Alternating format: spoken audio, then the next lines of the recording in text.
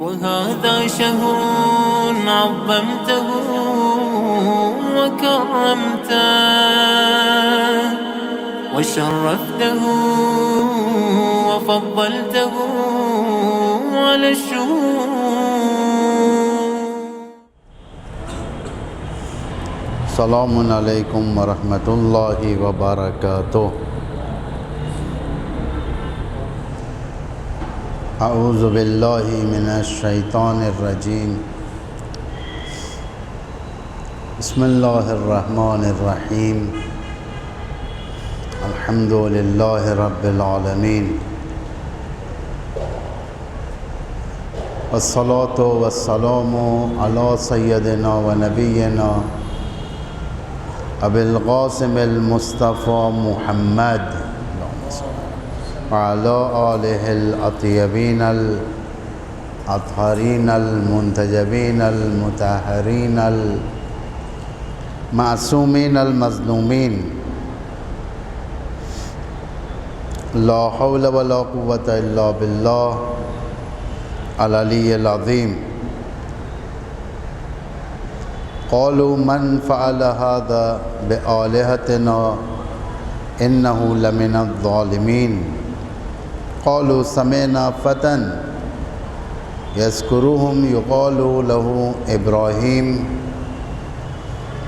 قالوا فأتوا به على أعين الناس لعلهم يشهدون.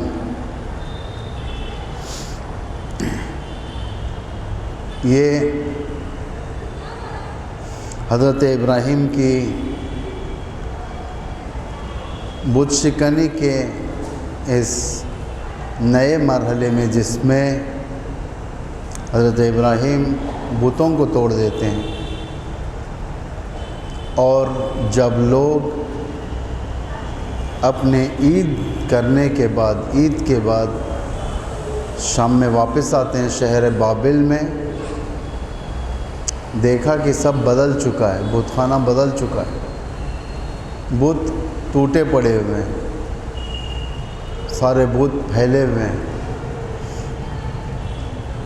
اس کے بعد انہوں نے افسوس جتایا، جس نے بھی یہ بلا ہمارے بتوں پر لائی ہے وہ ظالم ہے. سوالات کیے، انویسٹیگیشن ہوا. کسی نے کہا کہ ایک نوجوان یا جوان جسے ابراہیم کہا جاتا ہے وہ اسی شہر میں تھا. وہ نہ ہو وہی کیا ہوگا، کیونکہ شہر سے باہر تو سب گئے ہوئے تھے، ایک ابراہیم شہر میں تھے. قالوا فأتوا به على أعين الناس. ان لوگوں نے کہا جو سرغنے تھے یا بتوں کے بت خانے کے ٹرسٹیز تھے، انہوں نے کہا کہ ابراہیم کو پکڑ کر لایا جائے. گرفتاری کا وارنٹ ایشو ہو گیا. لعلہم یشہدون. سامنے لے آؤ انہیں، حضرت ابراہیم کو، شاید یہ لوگ گواہی دے دیں. جو لوگ حضرت ابراہیم کے خلاف عمل میں تھے ہمیشہ، یہ لوگ آئیں گواہی دیں حضرت ابراہیم کے خلاف. حضرت ابراہیم جب اپنی زبان سے کہیں گے ہم ان کو سزا تک پہنچائیں گے. حضرت ابراہیم کو لایا گیا. قرآن ایک جامع کتاب ہے. آپ دیکھیں گے کہ قرآن ایک چھوٹا سا واقعہ، ایک کوئی بھی واقعہ ایک چند آیت میں کور کر دیتا ہے. بہت ساری چیزوں کو پیش نہیں کرتا قرآن، وہ تاریخ میں رہتی ہیں، لیکن قرآن ان آیتوں کے ذیل میں کور کر دیتا ہے. مثلا یہی آپ دیکھیں گے کہ حضرت ابراہیم کو بلانے کی بات چل رہی تھی، اتنے میں ایک آیت ایسی آ جائے گی جس کے اندر یہ ہوگا کہ حضرت ابراہیم آلریڈی وہاں پر ہیں. یعنی یہ نون ہوتا ہی کہ جب بلانے کی بات ہوئی تو یقیناً ایک سپاہی کا ایک گروہ گیا ہوگا ان کے، ڈھونڈا ہوگا، آواز دیا ہوگا، کسی کونے میں حضرت ابراہیم کو پایا ہوگا، کسی گھر میں یا اپنے گھر میں یا باہر کسی اور کام میں، گرفتار کیا ہوگا، گرفتار کر کر لے کر آ گئے۔ سورہ انبیاء کی 62ویں آیت، قالو، حضرت ابراہیم کو اب ٹرائل پر چھوڑا گیا ہے۔ اَأَنْتَ فَعَلْتَ هَذَا بِآلِهَتِنَا یا ابراہیم، انہوں نے کہا اے ابراہیم، جتنے ایلیگیشنز تمہارے اوپر لگے ہوئے ہیں بتوں کو توڑنے کے، کیا تم نے ہمارے خداؤں کے ساتھ یہ برتاؤ کیا؟ یہ بلا تم نے لائی ہے؟ ان کے سارے ٹوٹے ہوئے ہیں۔ یہ بلا جو خداؤں پر آئی ہے ہمارے، یہ کس نے؟ تم نے لائی ہے۔ انت فعلت ھذا، کیا تم نے کیا یہ کام؟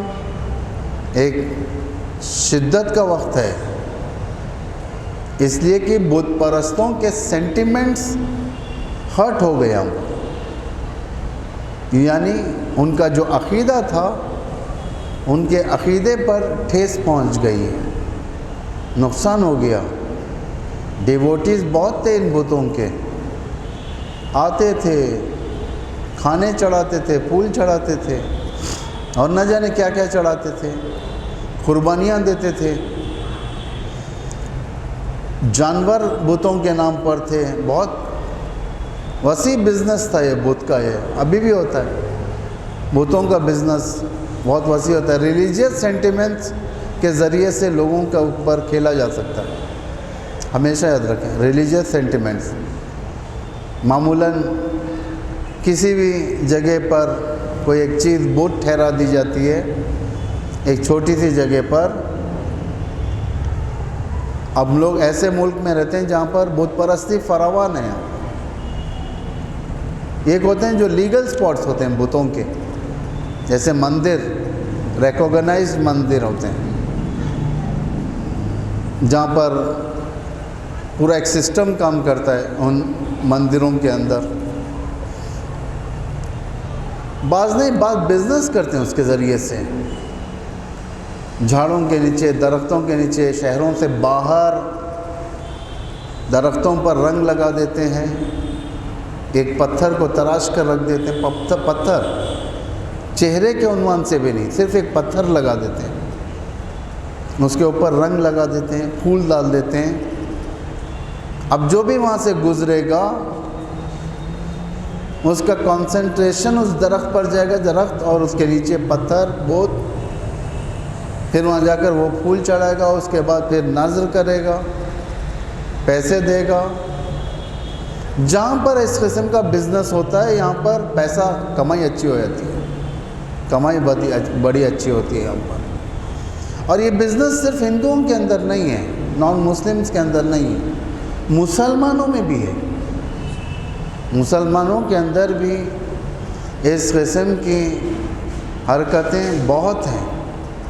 خبروں کو اکثر درگاہ بنا دی جاتی ہے۔ بہرحال بعض خبر ہوتے ہیں جو 100 سال پہلے، 200 سال پہلے، 300 سال پہلے، اس سے پہلے ان کے اولیاء میں سے ہوتے ہیں، پڑھے لکھے لوگ ہوتے ہیں وہ۔ لیکن ایک بت پرستی کا مقام بنا دیا جاتا ہے، یہ لوگ جاتے ہیں وہاں پر، چادریں چڑھاتے ہیں، پیسہ ڈالتے ہیں وہاں پر،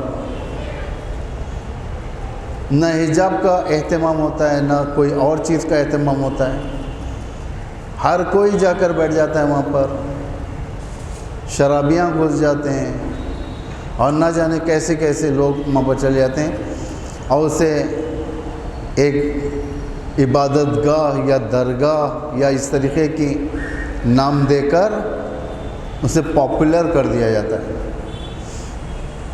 اس لیے کہ ان کی ہنڈی بھر رہی ہے۔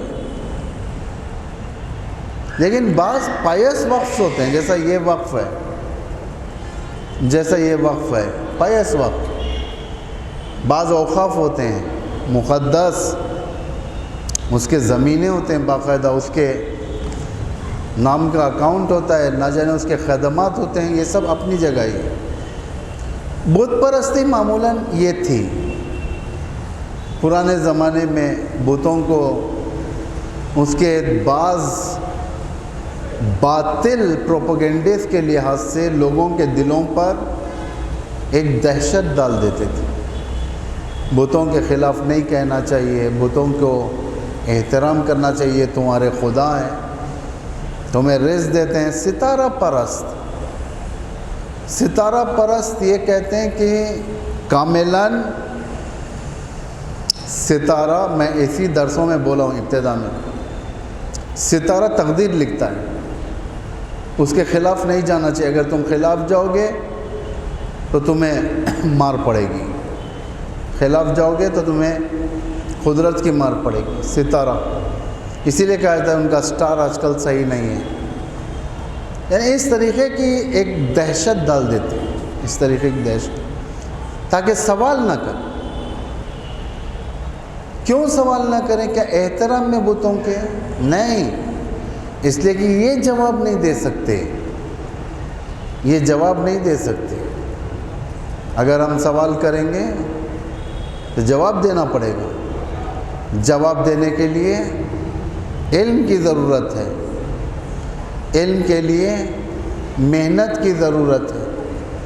ऐसे ही नहीं जवाब दे दिया जाता, ताकि नौबत ही ना आए। मामूलन इन लोगों ने लोगों को डरा कर रख दिया। इस्लाम की तरह नहीं है, इस्लाम में हर चीज़ का क्वेश्चन है हमारे पास, इसलिए कुरान इस चीज़ को ज़्यादा अहमियत देता है। फ़सअलू अहल ज़िक्र इन कुंतुम ला तअलमून, जानने वालों से सवाल करो, अगर तुम नहीं जानते हो टेंशन में मत आओ, सवाल करो। इस्लाम के अंदर एक सवाल का दरवाज़ा खुला है हमारे पास, सवाल का दरवाज़ा। ख़ुद अमीरुल मोमिनीन इमाम अली इब्न अबी तालिब इस चैलेंज को लोगों के सामने बयान कर चुके हैं। सलूनी सलूनी क़ब्लन तफ़क़िदूनी, मुझसे सवाल करो उससे पहले कि तुम मुझे खो बैठो। यानी कोई होना चाहिए हमारे पास जो लोगों के जहन से शुबहात को दूर करे, कन्फ्यूजन को दूर करे। लोग सवाल करेंगे, ये नमाज क्यों पढ़ी जाती है, ये रोज़ा क्यों रखा जाता है, ये रोज़ा सिर्फ़ क्यों इतनी देर से इतनी देर तक ही रखा जाता है, दूसरा टाइम क्यों नहीं है, ये नमाज क्यों ऐसे है, क्यों सिर्फ़ हमारे पास 12 इमाम हैं, 13 इमाम क्यों नहीं है, क्यों परवरदिगार ने ऐसा किया, क्यों ऐसा किया, क्यों ऐसा किया। ये सवालात जवानों के अंदर होते हैं। जैसा जैसा मेडिकल तेज़ होते जा रहा है, मेडिकल ज़्यादा तरक्की पा रहा है, जैसे जैसे साइंस तरक्की कर रही है, लोगों के जहनों में सवालात भी ईजाद होंगे, यकीनन होंगे। सवाल ये कि इन सवालों का जवाब कौन दे। इसीलिए कहा जाता है कि इस्लाम में हर एक की जगह मुक़द्दस नहीं है। इस्लाम में जो तशनगी को रफ़ा कर सके, बेशतरीन लोग जो रसूल अकरम पर ईमान लेकर आए और रसूल को ज़हनी लिहाज से दर करने के बाद लेकर आए, ये जाना हर सवाल का जवाब इनके पास। आइडियोलॉजी है, पाक आइडियोलॉजी है, बुत परस्ती की आइडियोलॉजी बातिल है। ये सब चीज़ें पैगंबर अकरम इनको क्लियर करते थे और मौजूदा भी था। ये लोग ईमान लेकर आते थे। 23 साल में कई मुल्क मुसलमान हो गए, कई मुल्क, ये होता ही है। आज दीन इस्लाम हमले पर है, लेकिन कितने हमले हो रहे हैं हिंदुस्तान के अंदर। कितना ख़राब हो गया है माहौल हमारे इंडिया का। हिंदू मुसलमान को डिवाइड कर दिया गया। आए दिन एक नई बातें, नए बयानात हिंदू और मुसलमान को डिवाइड करने के लिए कि इस तरीके से डिवाइड किया जाए। लोग कहते हैं, उनके इंटरव्यूज़ मौजूद हैं, जो बड़े बड़े नेता हैं उनके इंटरव्यूज़ ہندوؤں کو اکٹھا کرو، ان کے اندر اتحاد قائم کرو، اور مسلمانوں کو دو حصوں میں ڈیوائیڈ کرو، ایک شیعہ ایک سنی۔ یہ ہندو ایکسٹریم جو گروپس ہیں اس کے نیتا ہیں یہ لوگ، بی جے پی کے ہمدم ہیں یہ لوگ کہتے ہیں کہ ڈیوائیڈ کرو۔ کتنی جگہوں پر ڈسٹربنس چل رہا ہے، سول ڈسٹربنس، مختلف شہروں کے اندر نفرت کی فضا قائم کی گئی تھی، نفرت کی فضا، کس بنا پر؟ مذہب کی بنا پر۔ ترقی نہیں، کچھ نہیں، غربت بڑھتی جا رہی ہے، جوان بیکار ہوتے جا رہے ہیں، لیکن ایک نفرت کی فضا ایکٹیو ہے، جو نفرت کی فضا ان لوگوں کو دور کرے گی اور ہماری حکومت کو بحال رکھے گی۔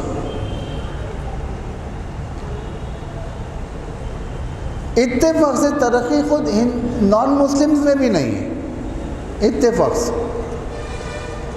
چلو بھائی، ایک مذہب سے اگر دشمنی ہے، کم از کم اس مذہب کو اپنے سائیڈ لائن کر دیا ہے، کہ کرنے کا ارادہ کر دیا ہے، کم از کم دوسروں کو تو نوکری دو، لیکن وہ بھی بے نوکری ہیں، یعنی ڈھونگ رچایا جا رہا ہے ہم پر۔ قال بل فعلہ کبیرہم ھذا، حضرت ابراہیم سے جب پوچھا گیا کہ یہ بتوں کا حال کس نے کیا ہے، حضرت ابراہیم فرماتے ہیں بل فعلہ کبیرہم ھذا، سامنے بت رکھا ہوا ہے بڑا۔ حضرت ابراہیم فرماتے ہیں کہ مجھے لگتا ہے کہ اس بڑے بت کا کام ہے، جو توڑا ہے سارے بتوں کو، بڑے بت کا کام ہے۔ فَاسْأَلُوهُمْ، تم اسی سے پوچھو، مجھ سے کیوں پوچھ رہے ہو؟ جس وقت تم سین میں آئے تھے بت ٹوٹے ہوئے تھے یہاں پر پتھر کے، اور ایک بت ٹھہرا ہوا تھا، مجھے خواہ مخواہ کا تم پکڑ کے لائے ہو۔ مجھ سے سوال کرنے کی جگہ جو لائیو وٹنس ہے اسے سوال کرو۔ فَاسْأَلُوهُمْ، ان سے پوچھو، ان کون ہو ینطقون، اگر وہ جواب دے سکے تو دے دے گا۔ یعنی سب کو معلوم ہے کہ بت جواب نہیں دیتا، پتھر جواب نہیں دیتا۔ کتنا اچھا سٹینڈ لیا حضرت ابراہیم نے، تنزیہ سٹینڈ، یعنی سامنے والے کو زبان بند کر دینا۔ قال بل فعلہ کبیرہم ھذا فاسألوہم ان کانوا ینطقون، کہ تم ان سے پوچھو، بت کے سامنے سوال کرو، پوچھو اس بڑے بت سے، ایکس وائی زیڈ جو بھی نام ہے، یہ سارے بتوں کو کس نے توڑا، یہ جواب دیں، یہ وٹنس ہے، یہ نہیں جواب دے گا تو کون دے گا؟ یہ ماجرا کون دیکھ رہا ہے؟ سارے بابل کے لوگ دیکھ رہے ہیں، سارے کفار۔ حضرت ابراہیم نے کیوں کہا کہ مجھے کیا معلوم، اس بت سے پوچھو، اگر یہ جواب دے سکتے، یہ تو سامنے ٹھہرا ہوا ہے۔ کیوں نہیں حضرت ابراہیم ڈائریکٹ بولے کہ ہاں میں نے کیا؟ کیوں نہیں حضرت ابراہیم نے رسپانسبلٹی فرسٹ اٹمپٹ میں اپنے اوپر لی؟ کیا حضرت ابراہیم کو خوف تھا؟ خوف نہیں تھا، طنز تھا۔ بت پرستوں کے ذہن میں یہ فکر ڈالنی تھی کہ بت پرستی کی فکر غلط فکر ہے، یہ ذہن میں ڈالنا تھا۔ یہ کب ڈالا جائے گا؟ جس وقت سامنے والے کے پاس جواب نہیں ہوگا، جواب نہیں ہوگا۔ بھائی آپ یہ کیوں کر رہے ہو؟ جواب ہے نہیں ہے، اسی سے پوچھو۔ جب کہا جائے گا کہ اسی بت سے پوچھو تو کیا کہیں گے لوگ؟ ہم کیا سوال کریں گے؟ تو جواب نہیں دیتا یہ۔ ابراہیم یہی تو بتانا چاہتے ہیں، یہ جواب نہیں دینے والے کہ تم پرستش کیوں کرتے؟ جس کے پاس جواب نہیں ہے، تمہارا فیوچر نہیں ہے، بت خود اپنی حفاظت نہیں کر سکتا، اسے پانی میں لے کر ڈال دو۔ دیکھیں کتنے لوگ گنپتی کے تیوہار میں اس پتلے کو لے جا کر پانیوں میں ڈال دیتے ہیں، لیکن وہ جو پتلا جو خدا بنا ہوا تھا، ایک آئیڈیل بنا ہوا تھا، وہ خود اپنی حفاظت نہیں کر سکتا، تو فائدہ کیا ہے اس سے؟ خدا کی عبادت کر، جو خدا نہ تمہیں بچا سکے، تمہیں تو بچانا دور کی بات، خود اپنے آپ کو نہیں بچا سکتا۔ یا ابت لما تعبد ما لا يسمع ولا يبصر ولا يغني عنك شيئا، تم اس کی عبادت ہی کیوں کرتے ہو جو نہ تمہیں فائدہ پہنچاتا ہے، نہ تمہیں دیکھتا ہے، نہ تمہیں سنتا ہے، نہ تمہیں بات کرتا ہے، نہ تمہیں فائدہ پہنچاتا ہے، اس کی عبادت کیوں کرتے ہو؟ لیکن یہ چیز، یہ سوال نے بت پرستوں کے ذہن کو کھول دیا۔ فَرَجَوْا إِلَىٰ أَنفُسِهِمْ فَقَالُوا إِنَّكُمْ أَنْتُمْ ظَالِمُونَ۔ اب اس بت پرستوں کے درمیان ڈویژن پیدا ہو گیا، دو فکر کے لوگ ہو گئے۔ ایک فکر کے لوگ کہنے لگے، جو دلوں کی طرف رجوع کیا، دیکھا کہ بات تو صحیح ہے، کہنے لگے، آپس میں کہنے لگے، یقیناً تم لوگ ظالم ہو، ہم لوگوں کو دھوکے میں رکھا تھا تم نے، کوئی بت بات نہیں کرتا ہے۔ یعنی فکر ڈیوائیڈ ہو گئی، کافی سخت ہو جاتا ہے وہ مرحلہ جب فکر ڈیوائیڈ ہو جاتی ہے، اسی کے بعد لوگ نئی فکر کی طرف آتے، ورنہ نہیں آتے، سب چلتے رہتا ہے، اسی طریقے سے چلتے رہتا ہے، کوئی پوچھنے والا نہیں، سوال نہیں، کچھ نہیں، لوگ اسی خرافات میں رہیں گے۔ جب سوالات کھلیں گے، لوگ سوالات کرنے لگیں گے، لوگوں کے ذہن کھلنا شروع ہو جاتے ہیں، لوگ وہ رسومات جو آبا و اجداد سے چلتے ہوئے آ رہے ہیں، جس کا کوئی لاجک نہیں ہوتا، اسے لوگ چھوڑ دیتے ہیں۔ خود ہمارے پاس کتنے ایسے رسومات ہیں، ہمارے مذہب میں کتنے ایسے رسومات ہیں جس سے اصلاً اسلام و قرآن و اہل بیت سے کوئی رابطہ نہیں ہے، اس لیے چل رہا ہے کیونکہ آبا و اجداد کرتے ہوئے چلے آتے ہیں۔ آپ کسی بھی رسومات کو دیکھ کر بولو، آپ گھر میں جا کر دیکھو کوئی رسم، بعض اچھی رسم ہے وہ چھوڑ دیں، کرنا چاہیے اچھی رسم ہے، لیکن جو برے رسومات، جو اصلاً اللاجیکل رسومات، چاہے وہ رمضان میں ہو، چاہے وہ محرم میں ہو، چاہے وہ سفر میں ہو، کسی بھی مہینے میں ہو، اللاجیکل رسومات، آپ جا کر کسی سے، میں نے جس سے بھی پوچھا وہ یہی کہنے لگے، استغفر اللہ، یہ تو بابا سے دادا سے چلی گئی یار یہ بات، اس میں ہم کو کچھ نہیں بولنا چاہیے۔ اس سے ہٹ کر کوئی لاجیکل سٹینڈ یا گفتگو آپ کو دلیل نہیں ملے گی، آپ کو دلیل نہیں ملے گی، ہمیشہ یہی رہے گا، یہ چلتا ہوا آ رہا ہے، بابا دادا اس طریقے سے کرتے ہوئے ہمیں بھی اسی طریقے سے کرنا ہے۔ حضرت ابراہیم کہتے ہیں کہ تمہارے باپ دادا جاہل تھے، کوئی ضروری نہیں کہ تم اس کی اتباع کرو، ایک اچھے رسومات ہیں، مثلا غریبوں کو بلا کر کھانا کھلانا، گھر میں اچھی رسم ہے، غریبوں کو بلانا، کھانا کھلانا، گھر نہیں، اس طریقے کے جو مقدس مقامات ہوتے ہیں یہاں پر غریبوں کو بلا کے لوگ کھانا کھلاتے ہیں، یہ اچھی رسومات ہیں، لیکن بعض رسومات اشکال ہے، اشکال مطلب کوئی لاجیکل سٹینڈ نہیں ہے اس کے اوپر۔ میں نام نہیں لینا چاہتا، اگر نام لوں گا یہ سب بعد میں لوگ دل توڑ لیتے ہیں اکثر لوگ کہ یہ کیوں ہمارے عقیدے کے اوپر حرف کیوں۔ اس چیز کے گرفتار ہر مذہب ہے، ہر مذہب، تاکہ کسی مذہب کو بھی اس چیز کی اجازت نہیں دی جاتی کہ وہ حقائق کی طرف تحقیق کریں، کسی بھی مذہب کو اجازت نہیں۔ اگر حقائق کی طرف تحقیق کریں گے، سب کا رجوع امام زمان ہے، سب کا رجوع۔ اگر نان مسلمس کے سامنے سوالات رکھ دیں اور جواب نہ دیتے اور دے بھی نہیں سکتے تو کس طرف رجوع کریں گے؟ ہر وہ چیز جہاں سے امید ہار جاتی ہے وہ چیز اہل البیت کی طرف رجوع کرتے ہیں۔ اہل البیت آپ دیکھیں تاریخ ائمہ معصومین میں جو کوئی جواب نہ دے سکا وہ اماموں نے جواب دیا، اور لوگ جو سنتے تھے، جو قانے ہوتے تھے، انہوں نے یہ کہا کہ خدا بہتر جانتا ہے کہ رسالت اور امامت کو کس خاندان میں رکھا جائے، اس لیے کہ پیاس بجھا دی اس لیے کہ ان کے شبہات کو دور کر دیا، ان کے سوالات کو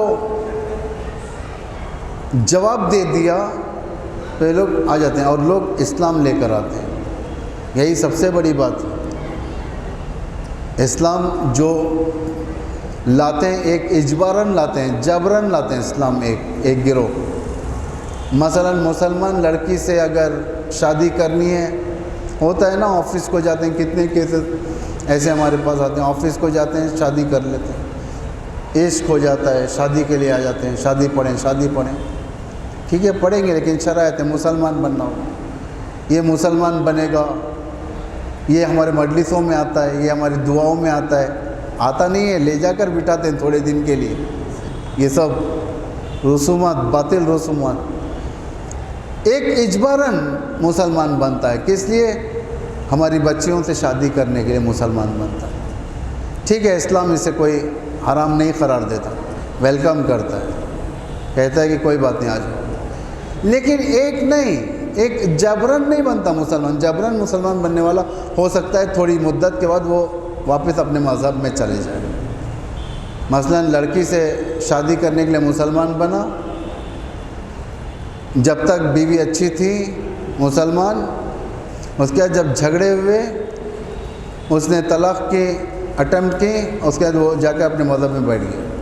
ایسے بہت سارے میرے سامنے کیسز ہیں، بہت سارے ہندو لڑکے اور لڑکیاں بھی حتی آتی ہیں، شادی کرتی ہیں، شادی ہو جاتی ہیں، لیکن انفارچونیٹلی ان کا ایک طلاق وغیرہ ہو گیا، پھر دوبارہ اس کو بلایا میں تو وہ اپنے پرانے نام سے لیٹر فائل کر رہی تھی، یعنی نان مسلم نیمز، دوبارہ اپنے مذہب کی طرف۔ اجباراً کا یہی حال ہوتا ہے۔ ایک ہوتا ہے اختیاراً مذہب میں آنا، اختیاراً آنے والا انسان واپس نہیں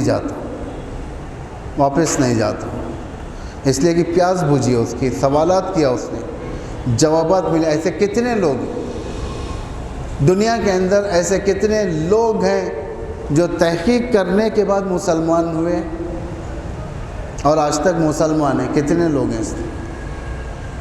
آپ لوگ، ہم لوگوں میں سے جتنے نان سید ہیں، جو سید نہیں ہم لوگوں میں، ہم سب کنورٹڈ ہیں۔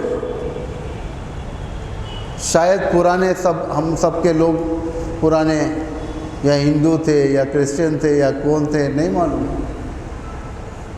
جس کے اوپر کالا امامہ ہوتا ہے، کالا بلیک کلر کا، وہ سید، وہ فرزند رسول ہے۔ یا آپ لوگوں میں سے جو سید کہے جاتے ہیں، میر کہے جاتے ہیں، یہ سب سادات، یہ کنورٹڈ نہیں ہیں لوگ، یہ اولاد میں سے۔ چیلنجز کنورٹڈ کے سامنے ہیں۔ بعض لوگ دوسرے مذاہب سے آتے ہیں، ہندو سے شیعہ بنتے ہیں، بہت ہیں ایسے ہمارے پاس، واقعاً صحیح شیعہ بنے، واقعاً امام زمانہ ایسے لوگوں کو سلام بھی کرتے ہوں، واقعاً حضرت زہرا کے نزدیک ان کی بڑی عظمت ہوگی، واقعاً۔ لیکن بعض ہم میں سے ایسے لوگ ہوتے ہیں جو کنورٹڈ نہیں ہوتے ہیں، لیکن اس معیار پر بھی نہیں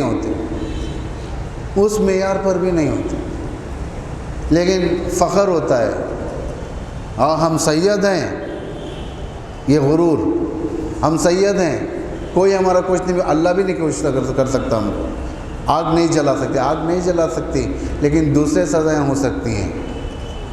غرور نہیں کرنا چاہیے اس طریقے کا اندر سے۔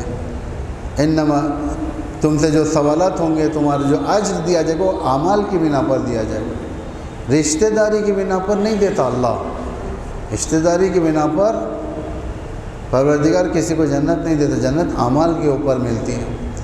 بعض منافق ہوتے ہیں، منافق یعنی اسلام میں رہتے ہیں لیکن ان کا دل کفر کی طرف رہتا ہے۔ سورہ بقرہ کے اندر اور بہت سارا سورہ اور بہت ساری آیتیں منافقین کے بارے میں ڈیفائن کر رہی ہیں۔ اگر اللہ نے اجازت دے گا تو ہم انشاءاللہ اس کو آگے بیان کریں گے۔ ایک مرتبہ سورہ حمد اور 3 مرتبہ سورہ اخلاص کی تلاوت فرما کر سارے مرحومین کو ایصال فرمائیں۔ والسلام علیکم ورحمۃ اللہ وبرکاتہ۔